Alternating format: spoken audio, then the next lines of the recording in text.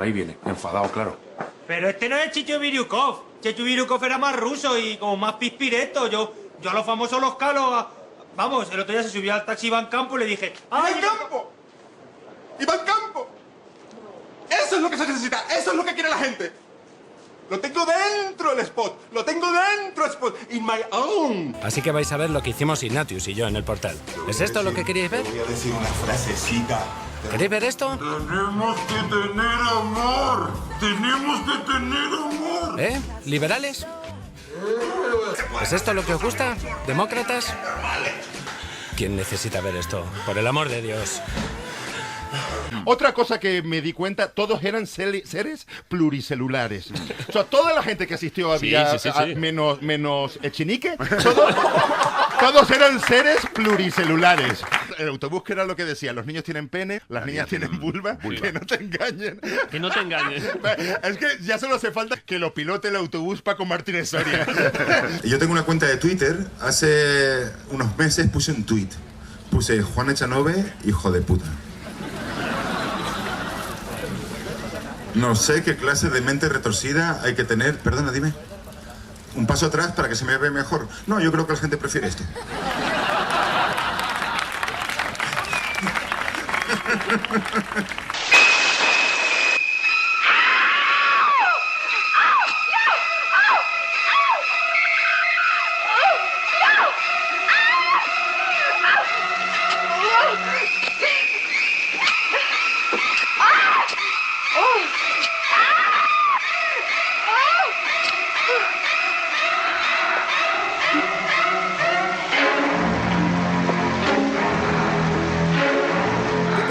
¿Cómo estás? Perdona, que pensaba que era una teleoperadora.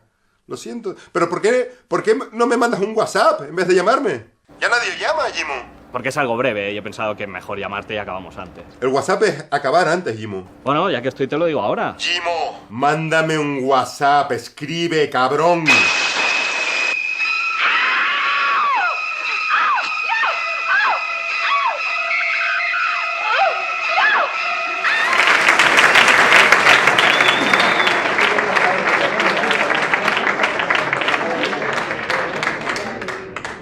¿Quién me ha hecho esta encerrona de encontrar estas imágenes? Yo mismo estoy ahí en la puerta mirando como siendo puto loco. Buenas tardes, este señor se llama Juan Ignacio Delgado Alemany, se llama Ignatius por el protagonista de La Conjura de los Necios, nació en Tenerife en 1973 y según Javier Cansado, que evidentemente es una autoridad en el mundo del humor, es nuestro mejor representante de la stand-up, desde el humor absurdo realista. Y digo stand-up porque no hay en español otro término para decirlo, porque lo que hacen no son monólogos de humor como algunos califican la stand-up comedy, porque los monólogos de humor es una cosa de teatro que probablemente hace Esperanza Roy cuando recita a Darío Fo, pero no es el stand-up comedy.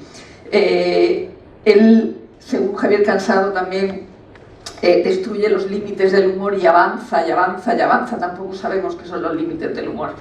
Y es verdad que cuando ves a Ignatius, dices, no vayas por ahí, no vayas por ahí, y va, sabes que va. Hay quien dice que lo que él hace es post-humor, que es una denominación acuñada por el crítico de cine y televisión y escritor Jordi Costa. En el post-humor, la comedia lo que pretende no es la obtención de la risa como primera prioridad, sino que tiene más importancia la incomodidad y el malestar que provoca en el espectador, en quien está viendo el espectáculo. Según Darío Adanti, en este mismo sentido, es una comicidad que fracasa, que no hace más que seguir lo que Susan Sontag decía del camp, que era una seriedad que fracasa.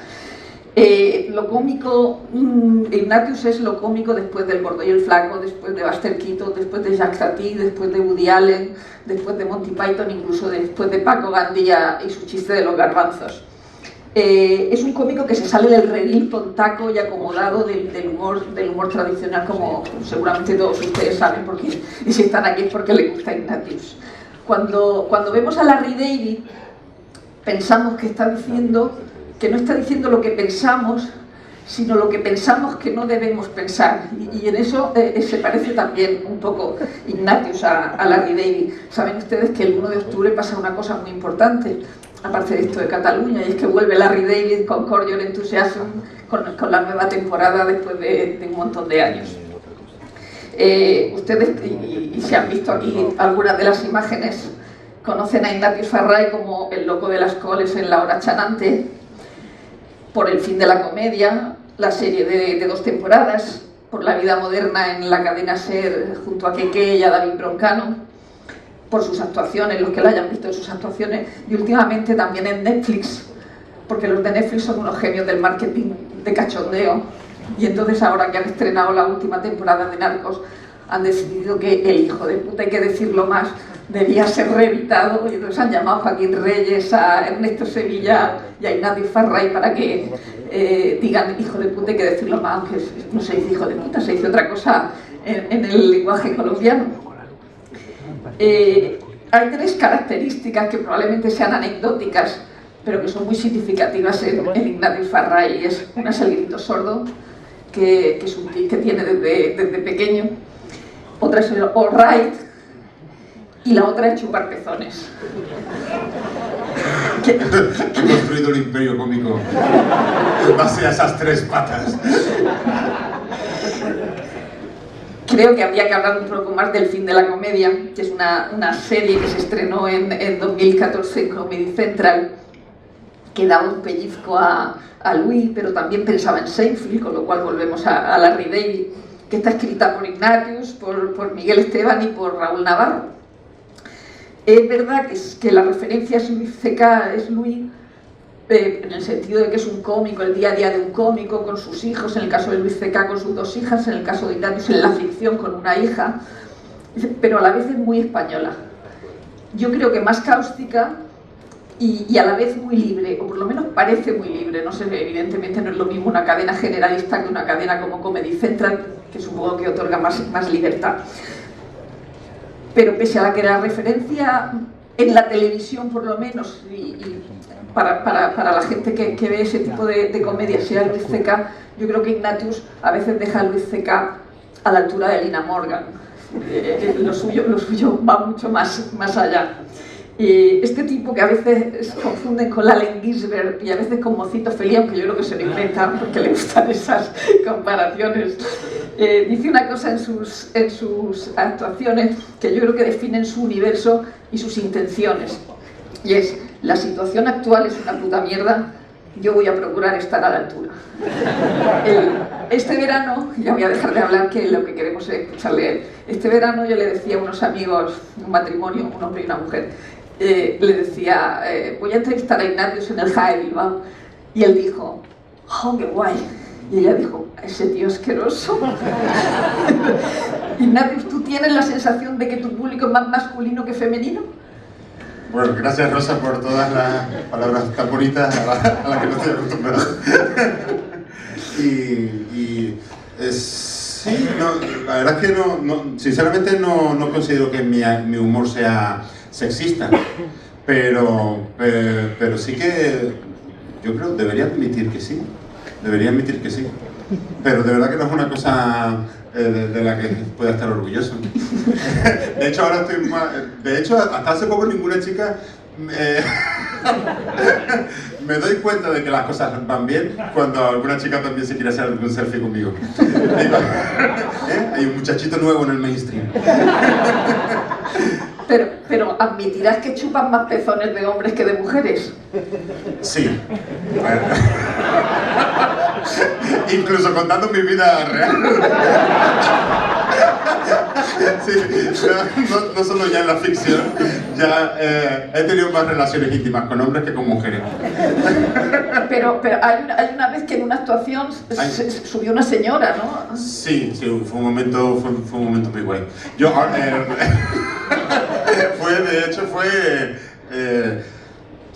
fue especial en el sentido de que no sé si conocen el bar Eve en Madrid. Es un bar que lleva toda la vida en Vallecas La gente, lo puedo contar toda la historia, la gente del barrio está orgullosísima de ese bar porque ha resistido el bar desde... Faimino y Cansado fue de los primeros sitios donde pudieron actuar en el bar EB de Vallecas. Y los vecinos tienen tanto cariño al bar que están a tope solamente para que se pueda mantener. Tuve la suerte de que me invitaron a actuar en el aniversario, un año del bar EB. Y ese día no van solo los heavy o la gente más rockera que son los habituales, sino todos los vecinos que puedan estar esa noche para apoyar al bar están allí. Me acuerdo que había una señora, una anciana en silla de ruedas, en primera fila. Era increíble el ambiente que había de todo el mundo que podía llegar hasta allí, estaba petado el sitio. Y me encontré con la persona más graciosa que yo me he encontrado nunca en estos 15 años actuando en ningún sitio. Era una mujer de 50, 60 años, estaban sus hijas entre el público. Y cada cosa que esta mujer decía era oro. Era, por supuesto, 1000 veces más graciosa que lo que yo pudiera decir. Ella, cada contestación que se le ocurría era genial. Y estaba tenía todo el mundo en el bolsillo. Y alguien la quiso comprometer y le dijo, pues que sea ella la que se suba al escenario. Y ella no se cortó un pelo y subió al escenario. Y me acuerdo que todo el mundo aplaudiendo y ella y yo abrazados en el escenario. Y yo le dije al oído, muchas gracias por ayudarme con el show y por ser tan guay. Y ella me dijo al oído, no te preocupes, coge un poco de nata de la tarta, que había una tarta gigante en el escenario para repartir al final. Me la pones encima del vestido y hacemos el paripé. Todo esto fue abrazado con el aplauso de la gente. Me doy la vuelta para coger un poco de nata de la tarta y según estoy de espaldas, escucho la ovación más grande que yo nunca he escuchado y que nunca escucharé arriba de un escenario. Me doy la vuelta, la mujer se había sacado las tetas y estaba haciéndole así a sus hijas. Y las hijas mirándole como diciendo, no mamá, esto no es lo que hace la juventud. Ella decía, para que veáis que vuestra madre también sabe divertirse. Y estuve comiéndole las tetas por lo menos un minuto. Y te lo juro, si yo hubiera tenido un poquito de reflejos, ese día, gracias a esa señora, me hubiera retirado de las actuaciones, porque ese día toqué techo. Y a partir de ahí cuesta abajo. Menos, debo decirlo, aquí en el Bilbo Rock, que sucedió quizás la otra cosa más especial que me ha sucedido chupando pezones en un sitio. Aquí en el Bilbo Rock, no sé si alguien de los que están aquí estuvo aquella noche, una cola de 9 chicos. 9 chicos haciendo cola para yo chuparles los pezones. Que ya, te lo juro, el primero todavía todo el mundo es ¡ah, puta locura! El tercero y el cuarto ya, todo el mundo en silencio, mirando al suelo. Y yo chupando pezones en plan burocrático. O sea, esto es lo que me dedico, chicos. La mayor lección de humildad de mi vida aquí en Bilbao. Pero ¿de dónde surge lo de chupar pezones? ¿Eso se improvisa, se creas?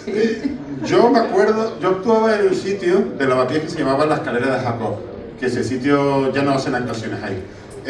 Y me acuerdo que yo en aquella época, los fines de semana era cuando yo salía de Madrid a actuar donde pudiera.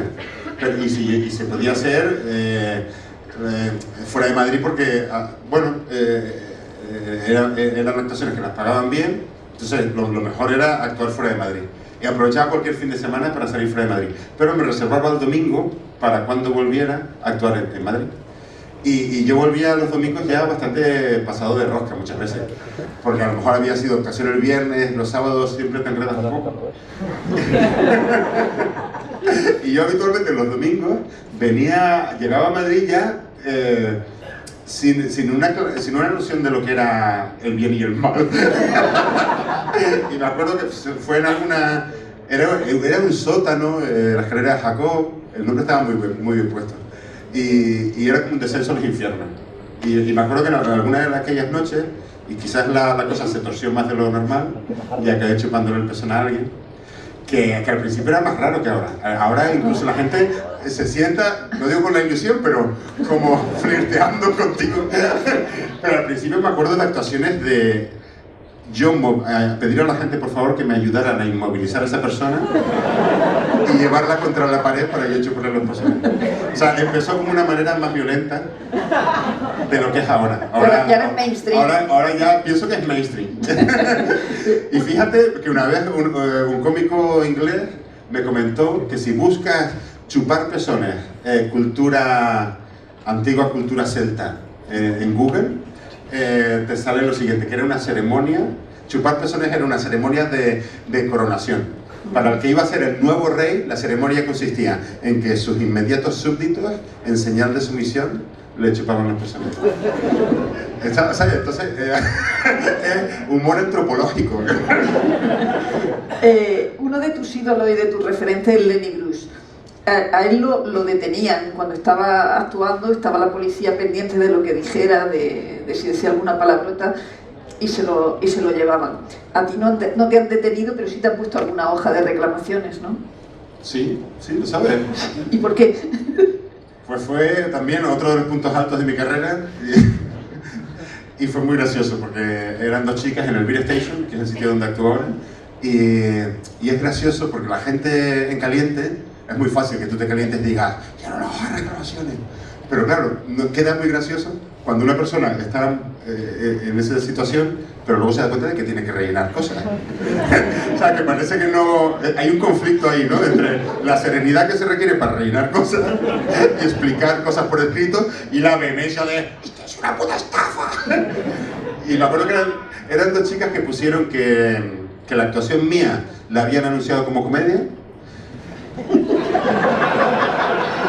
Ellas no consideraban que lo que yo hago se pueda llamar comedia. Por lo tanto, el Beer Station había incurrido en publicidad engañosa. El posthumor, ¿tú buscas la risa? ¿Que si busca la risa? ¿Tú buscas la risa de los espectadores? ¿Que si busca la risa? Sí. Ah, pues claro. O sea, que esto del posthumor no existe, ¿no? Que esto del posthumor es una mandanga para los que no tienen ni puta gracia, ¿no? Yo creo que sí que hay un post-humor, en el sentido de que en un momento determinado se empieza a ver la comedia desde la comedia. Entonces, como el metalenguaje ese, pienso que es lo que lleva al post-humor. Digo, hacer comedia dentro de la comedia, muchas veces se considera incluso anticomedia, pero es obvio que lo que estás intentando es que la gente se ría. Digamos que los tentáculos de Shiva te pueden tocar de muchas maneras. Eso es el post-humor. Pero incluso yo lo considero el post-humor, que la palabra la introdujo Jordi Costa, pienso que de una manera más amplia incluso. Creo que post-humor es tener vergüenza. Tener vergüenza, o sea, ¿cómo se dice? Tener vergüenza torera, es la expresión. Tener vergüenza propia. O sea, quiero decir, pienso que el post-humor, al fondo, al final lo que significa es que una persona que está arriba de un escenario tiene vergüenza de hacer más de lo mismo. Tiene vergüenza de parapetarse detrás de una trinchera, acomodarse ahí y desde una manera, desde los clichés y de los convencionalismos, intentar hacer un espectáculo. Pienso que el post-humor es alguien que eso le da vergüenza. Hay gente que lo hace de puta madre, te lo juro, hay que valer para hacerlo. Pero te lo juro, es un don también. Hay gente que hace algo convencional y lo defiende a muerte. Y no se le caen los anillos. ¿Sabes? Existe ese tipo también de personas. Pero hay otras personas que a lo mejor esa situación les da vergüenza, como que se sienten incómodos y algo desde dentro les dice, joder, no debería estar haciendo esto. Se supone que tendría que dar un poquito más allá. Que a lo mejor es un exceso de ambición o de tomarse a sí mismo demasiado en serio. Pero pienso que si la comedia fuera una isla, hay gente que se contenta con llegar a la playa y hay otros que quieren llegar hasta el volcán. Entonces eso no sé si es ser demasiado presuntuoso, pero para mí eso es el post-humor. En el fin de la comedia, Raúl Navarro, Miguel Esteban y tú quitasteis los chistes, es decir, mutilasteis el guión de chistes incluso aunque los hubierais escrito. Sí. Igual te digo, o sea, las series chistosas pueden ser geniales, con chistes guays y bien metidos, pero de repente a nosotros nos hizo gracia una serie que tuviera ese tono, que tuviera un tono muy natural, muy realista, y nos empezó a dar la sensación de que si forzábamos una frase para que quedara chistosa, todo ese edificio se desmontaba. Entonces preferimos renunciar a chistes o a frases ingeniosas y frases graciosas por el bien del tono realista de la serie. O sea, digamos que nos pareció bien sacrificar una cosa por la otra. Hay una de las escenas más delirantes de la segunda temporada y es esa que involucra a Verónica Forqué y a Marta Fernández Muro y a ti en un ascensor creo que, aparte de lo que vemos en la pantalla, hay algo más que no vimos y que pasó con Verónica Forqué y Marta Fernández Muro. Para nosotros es un lujo, desde que hicimos la primera temporada, toda la gente que nos ha querido ayudar. Desde Fermín Cansado, Joaquín Reyes, Iñaki Gabilondo ahora. Y contar con Verónica Forqué y con Marta Fernández Muro las consideramos dos diosas del cine. Y fue muy curioso porque ellas, que son de la misma generación, y fíjate, en la época de los 80 y todo ese tipo de películas, coincidían muy a menudo. Para empezar, Verónica Forqué no sabía lo que venía. Era una escena muy delicada, no sé si han visto la serie. Yo le confieso que me masturbo mirando escenas de ella. Ella no sabía que venía. Y claro, nos daba vergüenza explicarle. Pensábamos que ya eso se lo había mirado de antemano. Y se presentó el día de la grabación y entonces, bueno, se lo explicamos sobre la marcha y le pareció fantástico. Bueno, fantástico. No digo que fuera de los días más felices de su vida, pero lo aceptó. Y luego ella hacía cosas que nos fascinaron. Ella se santiguaba, se hacía la señal de la cruz antes de entrar en cada toma. Hubo un momento en el que nos dimos cuenta de que ella estaba pensando todo el rato que aquello era una película. Y se lo repetíamos, pero ella está como en su universo. No, esta es la serie del final de la comedia. Ella, cuando terminó su día de grabación, se despidió diciendo, bueno, ya me avisaréis para el estreno de la peli. Y hubo un momento en el que ella se quedó a solas en el camerino con Marta Fernández Muro y estaban conversando entre ellas y no se dieron cuenta de que tenían los micrófonos puestos y el sonido estaba saliendo por los cascos que estaban escuchando Raúl y Miguel y yo también. Y entonces la conversación fue muy tierna cuando Verónica Forqué le pregunta a Marta Fernández Muro, ¿quiénes son estos?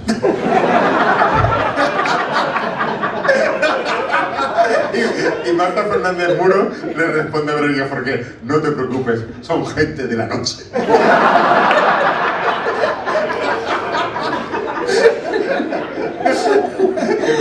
Ese día se cerró la movida, o sea, la movida madrileña llegó hasta ese día. Hace poco te has hecho una foto con Isabel San Sebastián. Sí. En el festival. Bueno, les pongo en ha circulado esa foto. Ha habido gente que pensaba hacer una foto entre Mosito Feliz y Pucholo.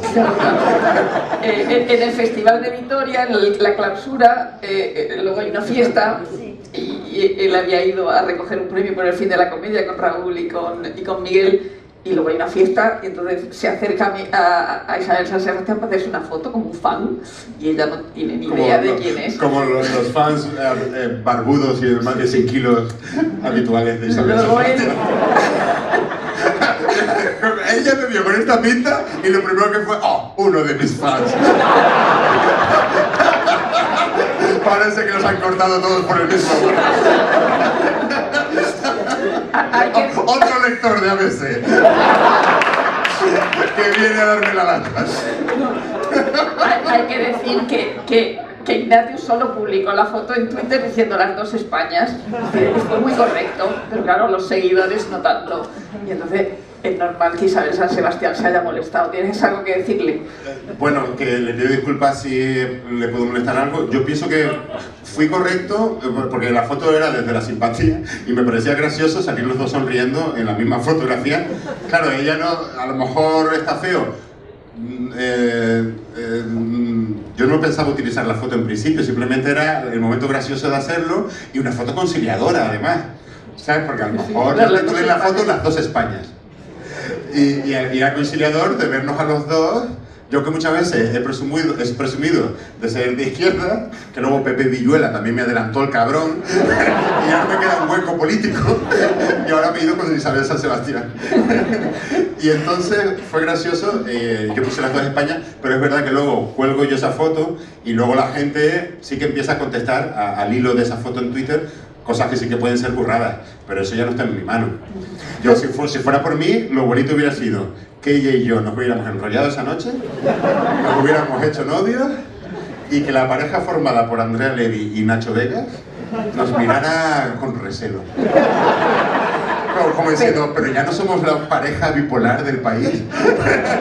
¿Sabes? Que Andrea Levy y Nacho Vegas son novios y que de repente nos hacemos novios, Isabel San Sebastián y yo, y Nacho Vegas y Andrea Levy súper celosos, pero competitivos. Competitivos en plan de Nacho Vegas diciéndole a Andrea Levy, pero haz tú cosas nazis, haz más cosas nazis, joder, que yo más rojeras no puedo ser. Pero a ti te queda un margen de nazismo. Pero bailasteis. ¿Perdón? ¿Bailasteis esa noche? Bueno, yo estaba detrás de ella. Yo bailé con ella, pero ella nunca lo supo.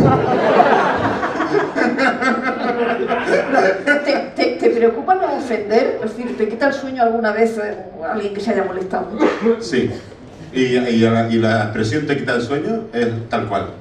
No puedo dormir. Es una cosa que me da muchos remordimientos. Lo digo de verdad. sé que tengo otra fama. Sé que puedo incluso tener la fama de que estas cosas yo las disfruto. Y yo mismo he bromeado sobre eso. Pero si te tengo que ser honesto, no lo paso nada bien cada vez que veo una persona que lo está pasando mal entre el público. O que está incómoda, o que yo he hecho algo que ha sido desagradable con esa persona y después de 15 años actuando, el sentimiento que más se me ha repetido después de una actuación y en los días posteriores incluso, es el de remordimiento. El sentimiento de remordimiento es el que más se me ha repetido en 15 años, desde que empecé a actuar por primera vez. A veces me he acordado incluso de la tragedia de Macbeth. Como que parece que he dejado el camino lleno de cadáveres. Yo, igual que... Esto sí que suena presuntuoso y pedante, pero igual que Macbeth, digamos que me hice una ilusión un día. Y me hice la ilusión y la fantasmagoría de que ese era mi destino.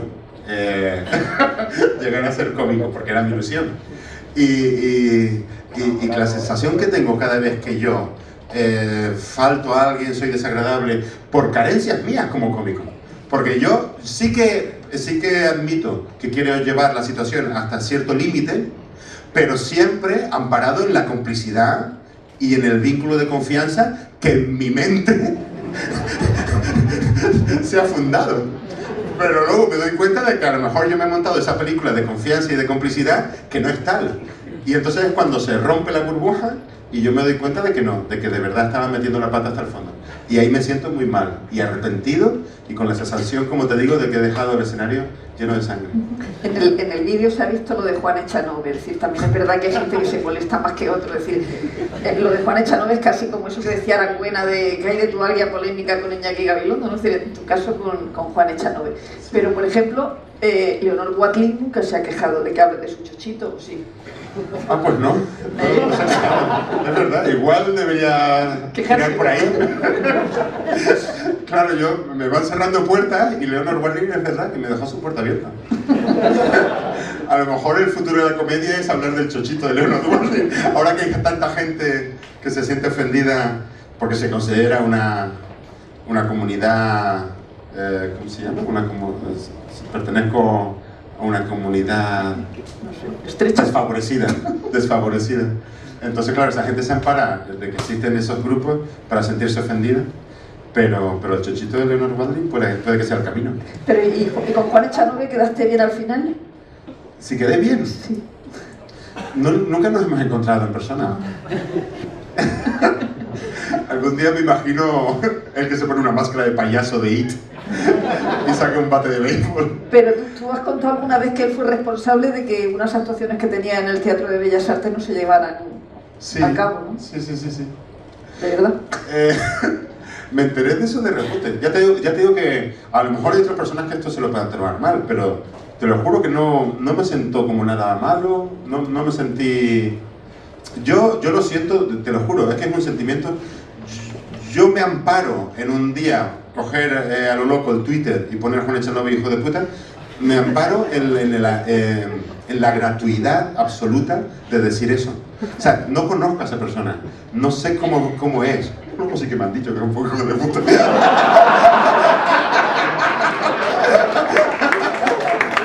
Me dio una corazonada. Pero me amparo en esa gratuidad y pienso que eso se entiende. Es lo que decía antes. Yo me monto que hay un vínculo automáticamente de confianza que a lo mejor no existe. Pero para mí era tan obvio que aquello era una sobrada gratuita y sin ningún fundamento que pensaba que ahí estaba la broma. Porque también había llamado hijo de puta David Bowie y a Claro, Cohen.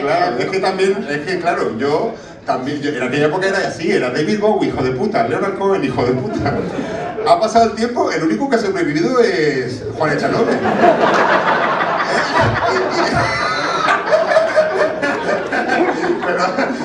Y David Bowie y Leonard Cohen nunca ni un puto problema con él.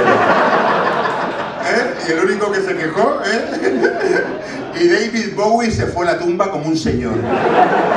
Pues si no, no me quiero manchar las manos con este puto canario.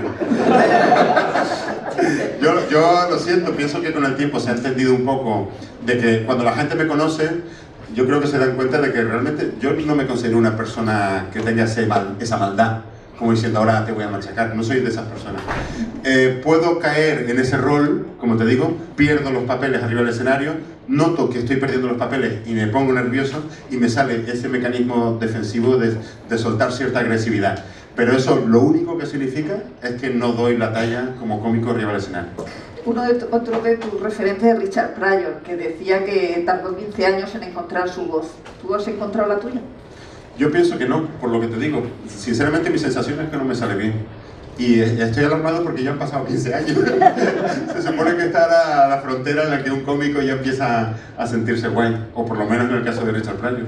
Y sinceramente me siento que lo único que he hecho ha sido mantenerme a flote, como el que está nadando, e intenta sacar la cabeza y mantenerte a flote todo el rato. Y si soy sincero conmigo mismo, si a mí se me reconoce por comportarme de cierta forma a la hora de hacer comedia, es por errores. Noto que me he ido apoyando como si fueran peldaños, error sobre error, el grito sordo, chupar pezones, son cosas que se me fueron de las manos, y que sobre eso he tenido que construir, sobre esas ruinas. Creo que también eres culpable de la separación de Melendi. Hostia, pero empiezo a tener miedo de Rosa Belmonte. Joder, también sabías la historia esa. Yo me enteré de rebote, porque pasaron los años y yo nunca supe nada de aquello. Y un día, porque se ve que Melendi iba contando esa historia a otros cómicos, y un día, no sé si fue Ernesto Sevilla, me comentó, dice, joder, el otro día estuve con Melendi y me dijo que tú le contaste una separación. Y empecé a hacer memoria, y si los tiempos de la escalera Jacob, como te dije antes, ya eran muy locos, antes de la escalera Jacob estuvo el Rincón del Arte Nuevo, que era un sitio donde empezó a actuar incluso Ángel Garro. Bueno, de pasada quiero decir que un cómico que termine sus días de una manera que no sea como Ángel Garó es un puto fraude.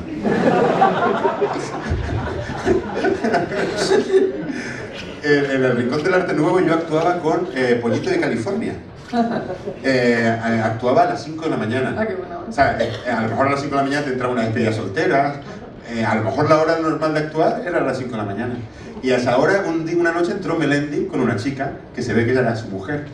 Pero yo empecé como a vacilarle diciendo que era un nuevo ligue de un rockero. El tío solo se quedó con lo malo, ¿eh? De lo que le llamé rockero no ha dicho nada. Y parece que, bueno, yo me imagino que fue la gota que colmó el vaso. Yo me imagino, no sé si la historia fue así de verdad. A lo mejor a raíz de eso tuvieron un nuevo desencuentro y a lo mejor eso terminó en divorcio. La comedia Salvo mi vida es el título de tu espectáculo que ¿Una persona aplaudiendo? Y tampoco es que se haya vuelto loca aplaudiendo. Me encanta la gente que fomenta el divorcio. Voy a darle mis 2 famosos aplausos. Te decía que la comedia Salvo mi vida es el título de tu espectáculo, que por cierto el sábado actúas en Madrid en el Teatro Alcázar. ¿Por qué ese título y por qué la comedia Salvo tu vida? Bueno, es como otra vez cargo en la pedantería y ser presuntuoso, pero pienso que hasta cierto modo se puede decir que sea así. Yo empecé en la comedia bastante tarde, empecé a actuar con 29 años. Y fue después de y yo fui a Madrid a hacer la carrera de imagen y sonido, comunicación audiovisual, pero terminé y no tenía nada. Porque tampoco yo me molesté por buscar nada, compañeros míos sí que se colocaron en la tele, pero yo no. Y yo estaba trabajando en un Pizza Hut. y un compañero del Pizza Hut se iba a la aventura, pero alguien más joven que yo. Y entonces yo me apunté a eso, pero porque no tenía nada. Y él se fue allí, aguantó 2 meses y luego se fue. Total, que me quedé yo ya solo allí, en Londres. Y mi vida era... tuve la suerte de encontrar un trabajo el turno de noche en un hotel. Y por el día dormía, por la noche... Pasé 2 años allí y mi inglés no es nada bueno, porque no hablaba con nadie prácticamente. Mi vida era bastante penosa. El otro día dije una cosa penosa en la vida moderna, pero salió el tema. Me masturbaba durante 3 días. Esa era la parte buena.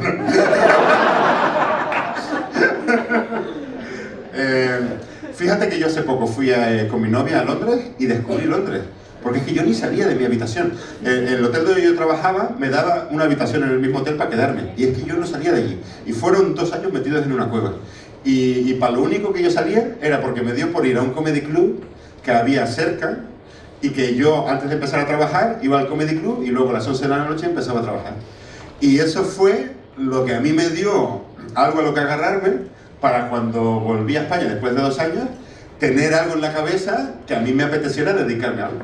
¿Pero es verdad que tomabas cervezas con John Oliver? ¿Eh? ¿Tomabas cervezas con John Oliver? Ah, lo de las pajas no te parece raro. John Oliver me parece. ¿Pero cómo sabes lo de John Oliver? Sí. Hostia, qué crack. John Oliver, que ahora lo está petando. Sí, en Estados Unidos. En Estados Unidos, era uno de los cómicos habituales de este comedy club. Jimmy Carr era otro. Muchos cómicos que ahora son famosos de los cómicos ingleses en general, eran los cómicos que estaban empezando en aquella época en este comedy club, que era un club gay. Era un igual en mi cabeza era un comedy club. Igual era otra de esas películas que yo me monto. Era un club gay del Soho, pero había 2 horas que dejaba de ser club gay y era comedy club. Y luego volvía a ser club gay. y esas 2 horas, ese año le dieron el premio al mejor comedy club pequeñito de la ciudad de Londres. O sea, hasta la suerte esa tuve, que al final, de rebote, elegí bien el sitio. Muchos cómicos que estaban empezando en aquella época, uno de ellos era John Oliver, que tenía un dúo cómico con otro cómico que le fui a ver hace poco en el Festival de Edimburgo, Andy Salzman. Y a mí Andy Salzman siempre me pareció maravilloso. Y John Oliver le veía el malo. Y cuando me enteré que lo estaba petando en Estados Unidos, no me lo explicaba. Digo, pero si este tío no era nada gracioso. ¿Pero los entendías? No les entendía, no les entendía.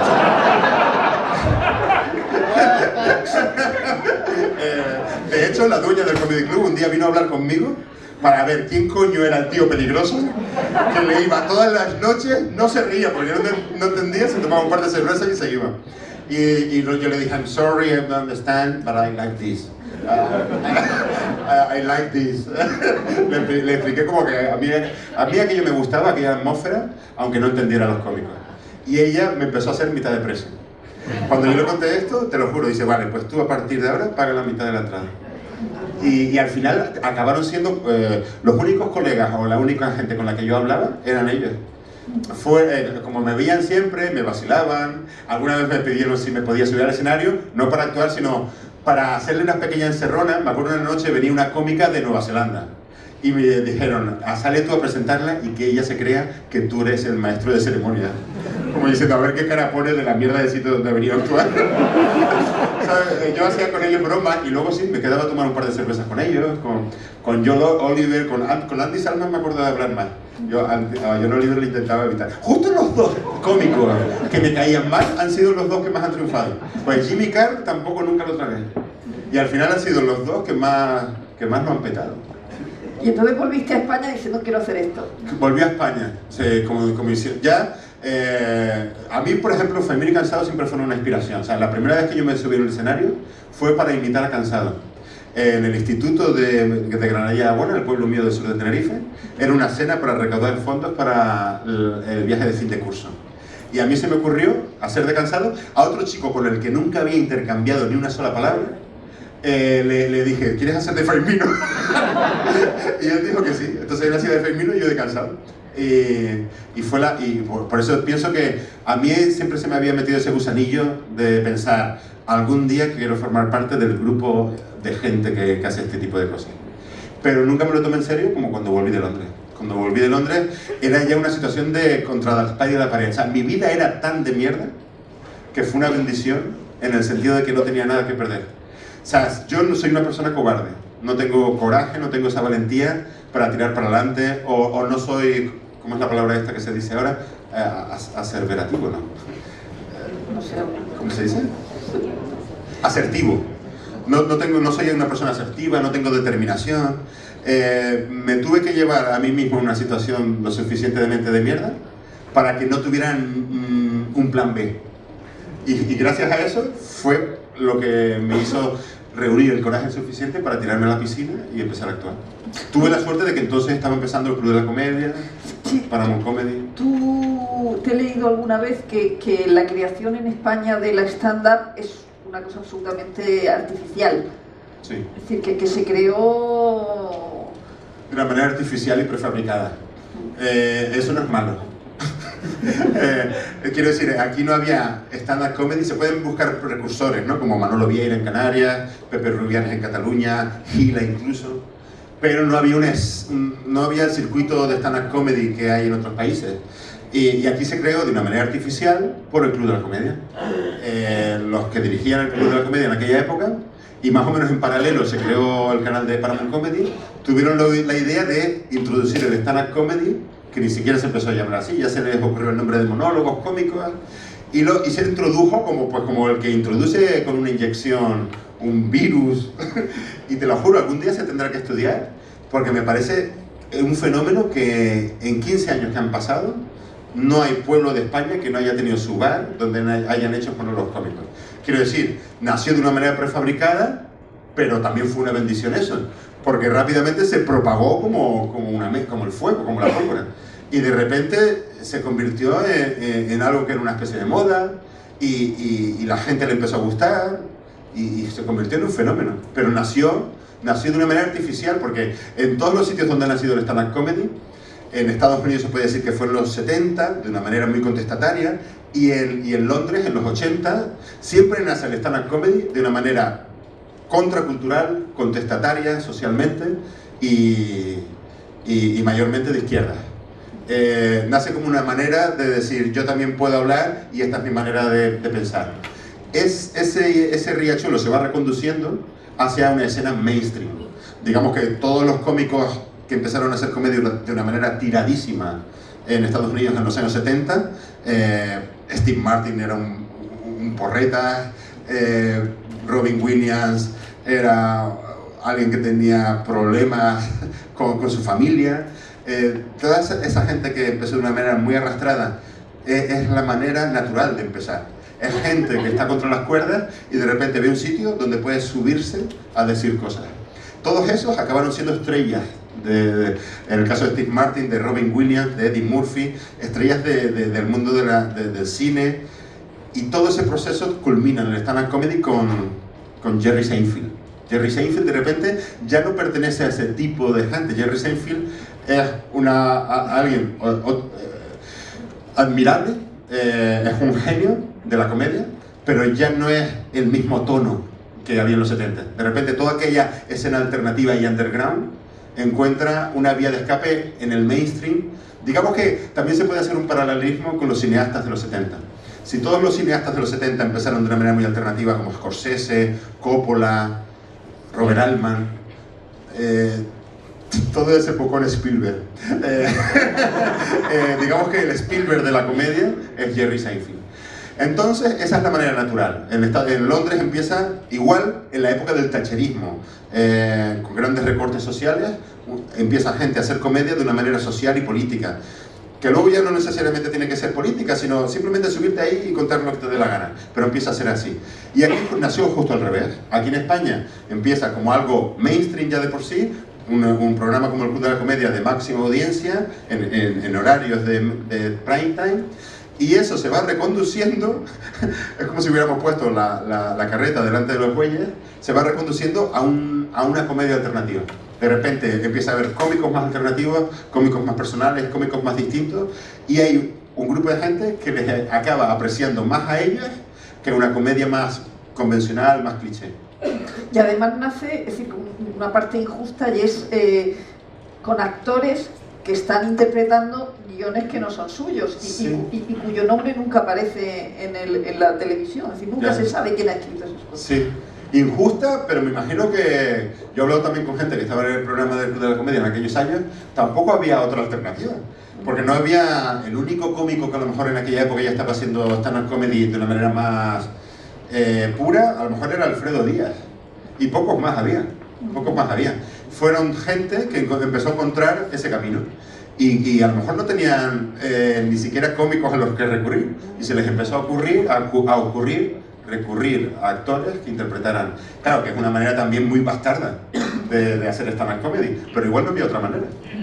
Igual, como te digo, hubo que meter el virus a la fuerza. A Bob Hope también le escribían los chistes. O sea, sí, claro, y es otro precursor del stand-up comedy, sí. Es verdad. Tú tienes una teoría sobre la medición de la audiencia televisiva. Y es que la gente no ve lo que le gusta. Buena esa teoría. No te creas que yo me sigo a mí mismo demasiado. Que tú no crees que la gente ve lo que le gusta. Es decir, y te nombro Ana Obregón. Vale, se me ocurrió la gracia de relacionar la gente que vota en blanco y la gente que ve la tele. Pienso que la medición de audiencia sí que está desfasada con la manera con que la gente consume televisión actualmente. Y en aquella ocasión, a propósito de que lo decía, claro, la gente... ¿Cómo lo relacionaba con Ana Obregón? Ahora me parece un reto. Creo que pero venía de lo de votar en blanco. Y yo decía que con la televisión pasa lo mismo que con la política. Fundamentalmente que tú te follarías a Ana Obregón, pero que no te gusta. Es decir, que hay gente que ve la televisión pero no necesariamente le gusta lo que está viendo. Vale, pues mira. Pensaba que ibas a Gracias por recordármelo. Había perdido esa pulsión sexual. Me vuelvo a sentir joven. Tienes otra teoría que me gusta mucho, y es que Manuela Carmena y Ada Colau ganaron porque esa noche, porque ese día votaron todos los borrachos. Claro, los borrachos salvaron la democracia. Claro, yo creo que lo que decía ahí era que el voto de la derecha es muy fácil de movilizar, pues la gente siempre vota, pase lo que pase, y tienen un sistema de valores a los que se van a agarrarse, en plan de...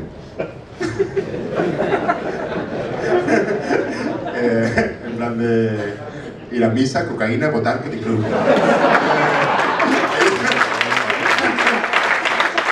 El voto de la izquierda es muy difícil de movilizar, pues la gente tiene que acordarse de que hay que levantarse, rezar, saber dónde está su colegio electoral.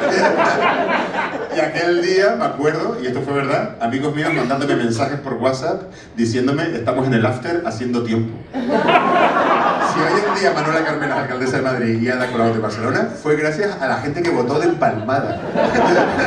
Y ese es un fenómeno que nunca se había dado en la historia de la democracia y núnca se volvió a dar. O sea, solo dependemos de que esa gente que llega a su casa de empalmada se le ocurra otra vez votar.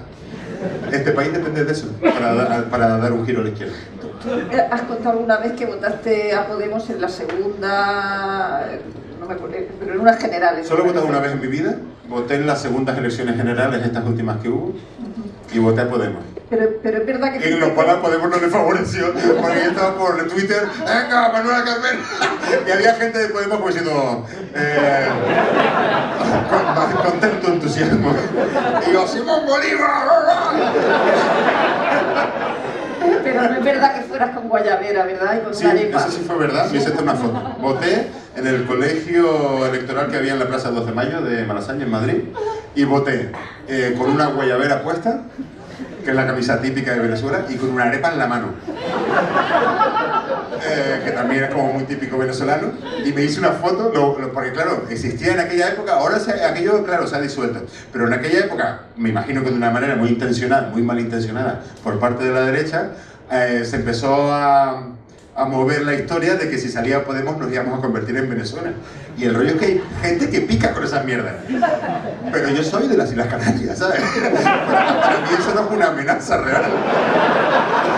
¿Sabes? Digo, bueno, me voy a quedar como estoy. Voto a Podemos.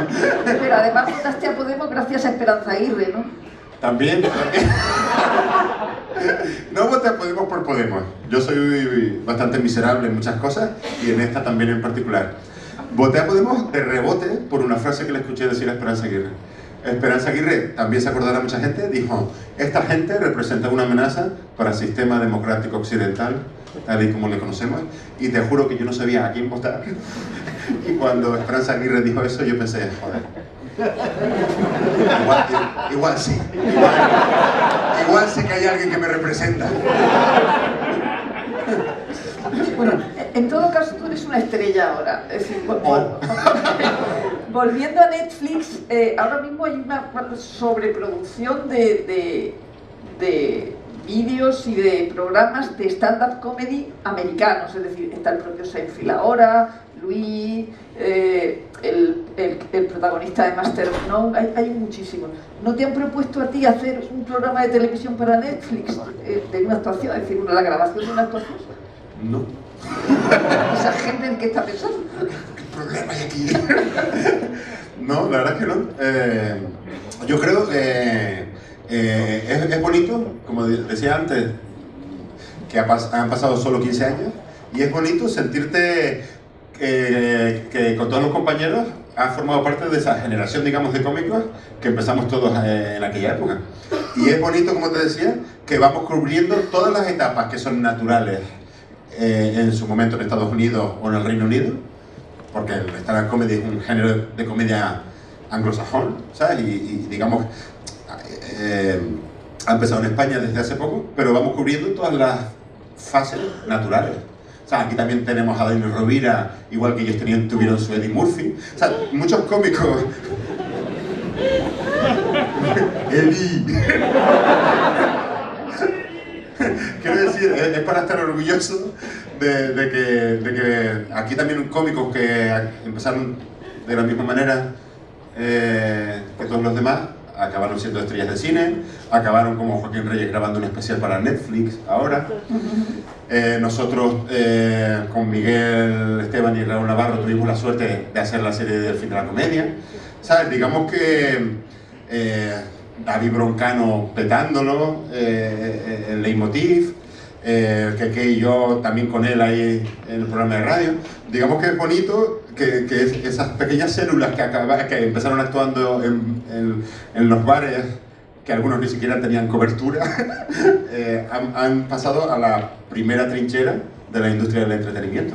Y es lo normal, ¿no?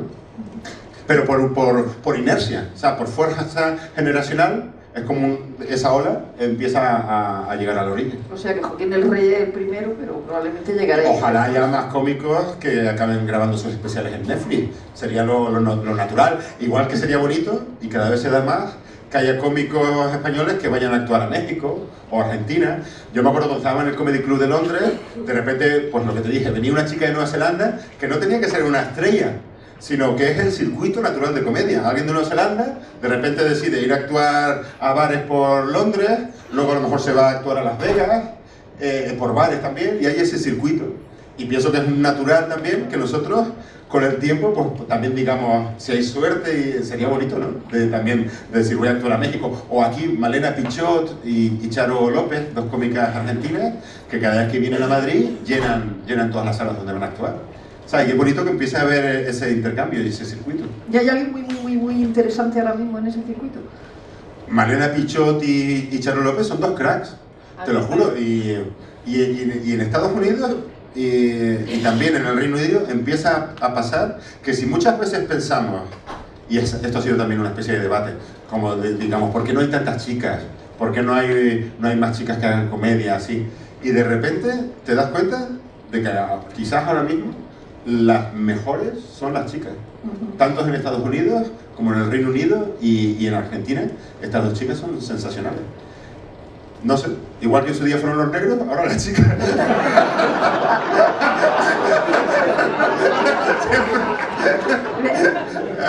Es verdad. Ha sonado un poco raro, pero es verdad. Es verdad que en su día todavía estuvieron Richard Pryor, Eddie Murphy, Chris Rock, y ahora está Tina Fey, Amy Feller, ¿sabes? Que son la bomba. Y hace poco hay una chica, bueno, Sarah Pascoe de Inglaterra, hace poco estuve allí, y Caitlin Moran, sí, la escritora, yo la conozco, yo la considero una cómica prácticamente también. A Amy Schumer en una actuación poco... Amy Schumer no me gusta, por ejemplo. Pero no te voy a... Sí. Era por una cosa que le pasó. Es decir, una actuación poco antes de que ganara Trump, en una actuación con 10.000 personas, empezó a criticar a Trump y se fueron como 200. ¿A ti se te ha ido alguna vez la gente? Sí. ¿Y qué estabas diciendo? Bueno, pues ya te digo, si en algún momento de tu vida decides dedicarte a esto, o le acabas encontrando, aunque sea irónicamente, la gracia a esos momentos, o no tiras para adelante. Porque, y por eso también pienso que sí que hay compañerismo en este oficio, porque todos hemos pasado por las mismas mierdas. Y momentos de esos sí que los ha habido. Y ya te digo, o te acabas tú engañando a ti mismo de alguna forma para sobreponerte a esas situaciones, o el impacto emocional llega a ser tan devastador que tú dices, ¿para qué mierda voy a estar dedicándome yo a esto? ¿Qué necesidad de estar aquí pasándolo mal? Y no sé, te tiene que gustar el encanto ese, el encanto de la decadencia y el patetismo. Se fue, me acuerdo que fue, varias veces ha ido gente. Sí, pero aquella vez creo que se quedaron 3. El tipo este que le metió mano, que intentó besar a Teresa Rodríguez, que fue el juicio del otro día, dijo que es que él hizo eso porque ya era de Cádiz. Es decir, como si los de Cádiz tuvieran un humor distinto. ¿A Teresa Rodríguez? A Teresa Rodríguez, la de Podemos. ¿Con lo de Juan y Medio? No. Ella fue la que criticó lo de Juan y Medio. Hace un tiempo fue a un círculo de empresarios o algo así. Entonces un tiparraco la echó contra la pared y intentó dar un beso. Fue ella. Hostia, qué desagradable. Y entonces este señor... ¿Por qué no se me habrá ocurrido a mí? Este señor en el juicio dice, es que yo hice eso porque era de Cádiz. Eso es evidente. Lo que te quería preguntar es, tú que actúas en toda España, ¿la gente tiene distinto humor en un sitio o en otro? La gente es distinta, pero ya hasta a nivel individual.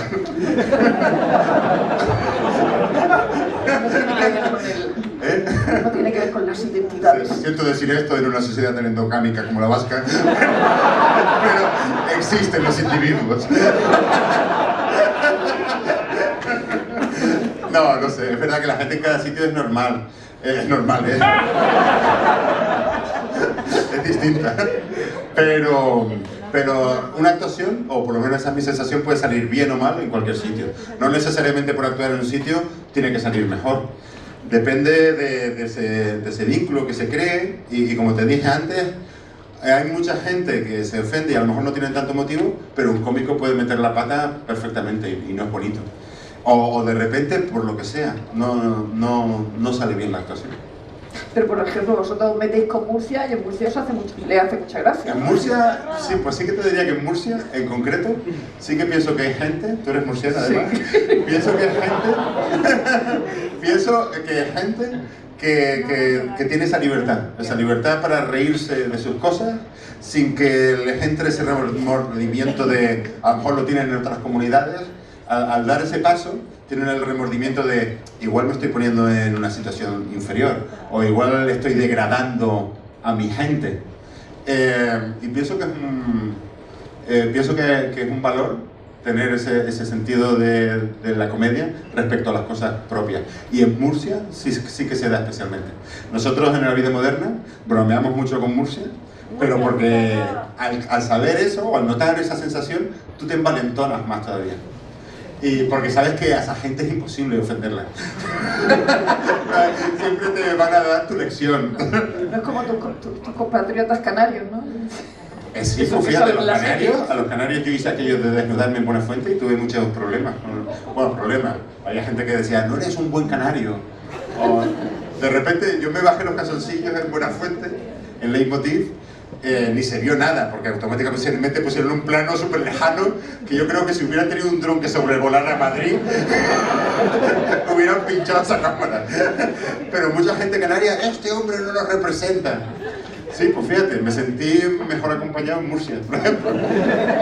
En Murcia, que empezamos con lo de Murcia soterrada. Murcia soterrada. Y fíjate qué bonito, que en Murcia ahora es lo que grita la gente, ha sido de rebote, pero ahora el problema que existe en Murcia con lo del soterramiento de las vías del AVE, de repente una cosa ha confluido con la otra, y en aquella época ya hubo gente en Murcia que nos pasó chapas. Nos pasó chapas de Murcia soterrada ya, pero sin que existiera el problema del AVE todavía.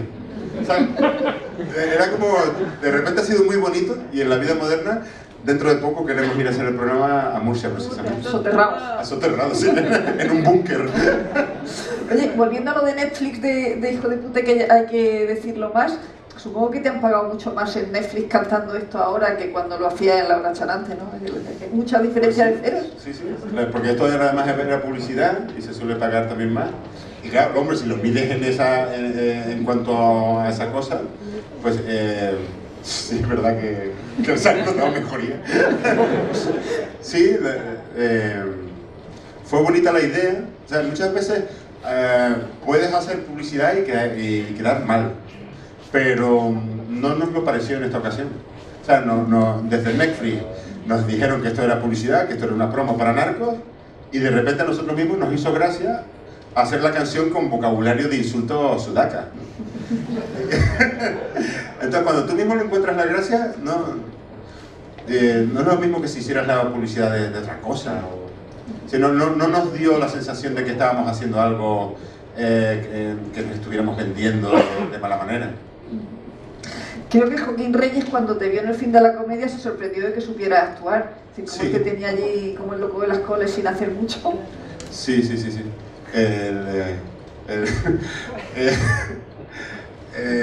Yo me ponía muy nervioso y sigo poniéndome muy nervioso cuando actúo. Y en Laura Chanante era más todavía, ¿sabes? Porque me daba mucho respeto estar con Joaquín Reyes, con Ernesto Sevilla. Y yo, entre los nervios y que tampoco tenía un guión, se me ocurrió empezar a hacer todo eran cosas así como bastante histéricas, y yo estaba a gusto ahí. A mí me parecía maravilloso. O sea, yo nunca dije, oye, a lo mejor yo puedo hacer también esta otra cosa. O sea, yo estaba, y de repente cuando en la serie Joaquín Reyes me lo dijo, dice, pero cabrón, dice, ¿cómo no nos dijiste que tú sabías actuar? Es verdad que hubo gente que se quejó diciendo, os estáis riendo de un retrasado mental que tenéis ahí. Hay gente que lo sabe. Eso fue un comedy en aquella época tenía un chat y recibía mensajes, y un fan de Laura Chanante escribió diciendo lo que le gustaba a Laura Chanante, pero hasta qué punto se podía considerar que fuera ético utilizar a discapacitados mentales para incluirlos en los sketches. Ya vamos a acabar. Una última pregunta. La reina ha ido a ver a Miguel Noguera. ¿Cuándo va a ir a verte a ti? ¿Quieres que vaya a verte? ¿Cambiarías tu actuación? Hombre, cambiar la actuación, yo tampoco tengo más repertorio. Yo, no sé, le haría un guiño, en plan de hacer toda la actuación pero con una corona. No sé, hombre, es un paso, es un paso bonito llegar hasta que sucede una cosa así que parece surrealista, ¿no? Que de repente, además Miguel Noguera me lo contó, aquello que le sucedió, y fíjense hasta qué punto era surrealista, que él estaba en el camerino del Teatro Alfil de Madrid y nadie le había avisado que estaba, y fíjate que eso lleva su protocolo, vinieron hasta con guardaespaldas, pues no sé, alguien les acompañaría también para entrar, me imagino que habría, no sé cómo funciona esa mierda, pero quiero decir, no sería de lo más discreto. Pero él no se enteró porque estaba en el camerino. Imagínense la situación de salir a actuar y te ves aquí a los Reyes de España. O sea, y solamente por vivir ese momento de irrealidad absoluta, ya vale la pena dedicarse. Prefieres que no te avisen, ¿no?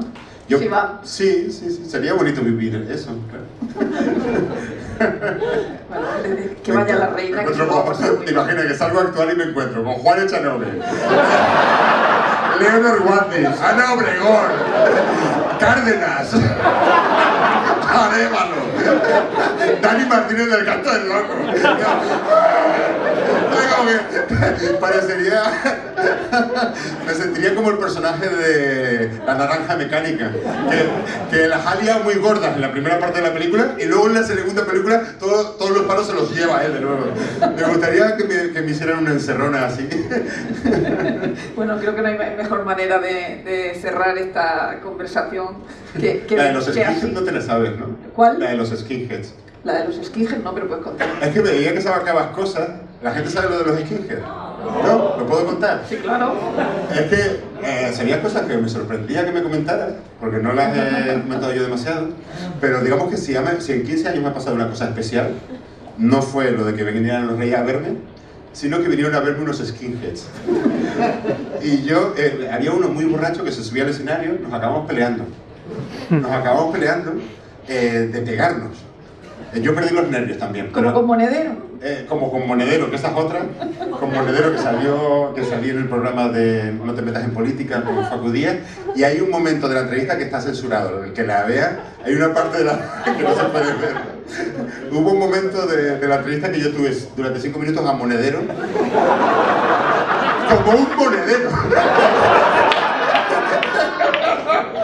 Y eso alguien decidió cortarlo.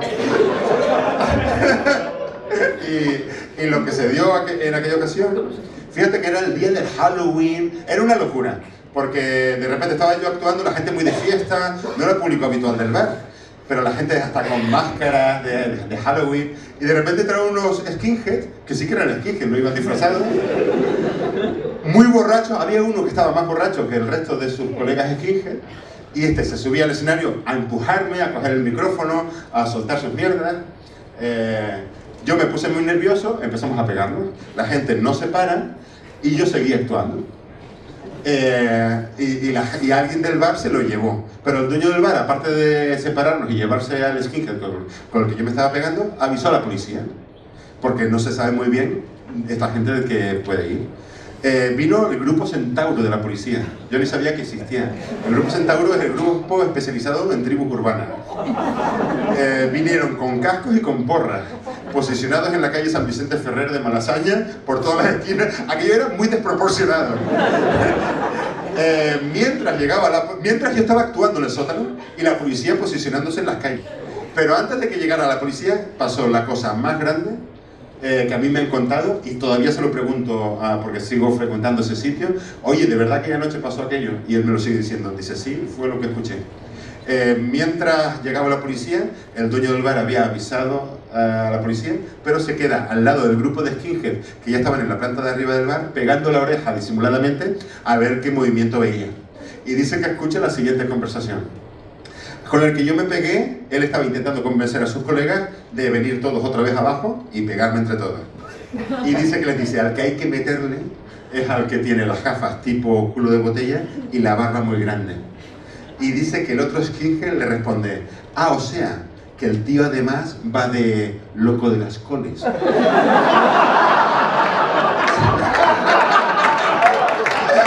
lo juro.